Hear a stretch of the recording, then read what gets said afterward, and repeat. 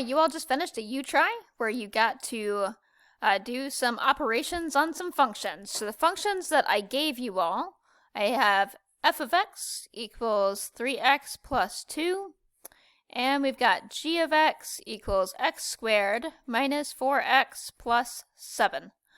So the first thing I asked you guys to do was to do f minus g of x. So what you're going to do is take your f of x function and subtract your g of x function to do that. So the f of x function is 3x plus 2. And we're going to subtract the g of x function, which is x squared minus 4x plus 7. Let's go ahead and distribute the subtraction. So we will subtract x squared. We'll subtract a negative 4x, which is really adding positive 4x. And we'll subtract 7. From here, I'm going to get things in standard form. So the highest exponent is the x squared right here. So I'm going to put that one first.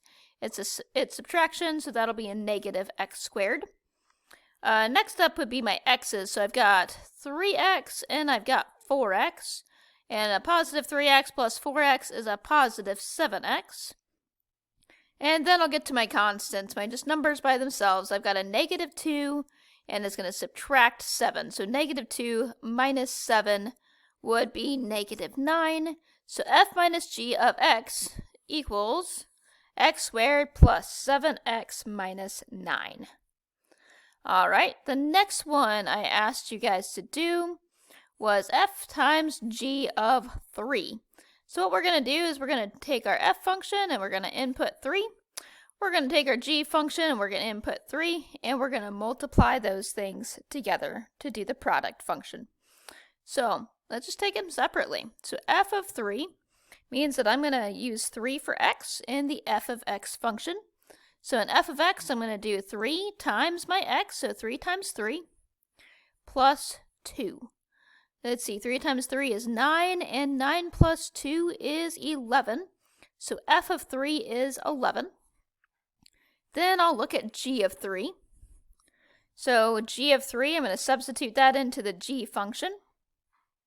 And I've got x squared, so that would be 3 squared, minus 4x, so minus 4 times 3, and plus 7. All right, so let's see, 3 squared is 9. 4 times 3 is 12, and we also have a plus 7. Let's see, 9 minus 7 is negative 3, and negative 3 plus 7 is positive 4. So g of 3 is 4. And then we just need to multiply those together. 11 times 4 is 44.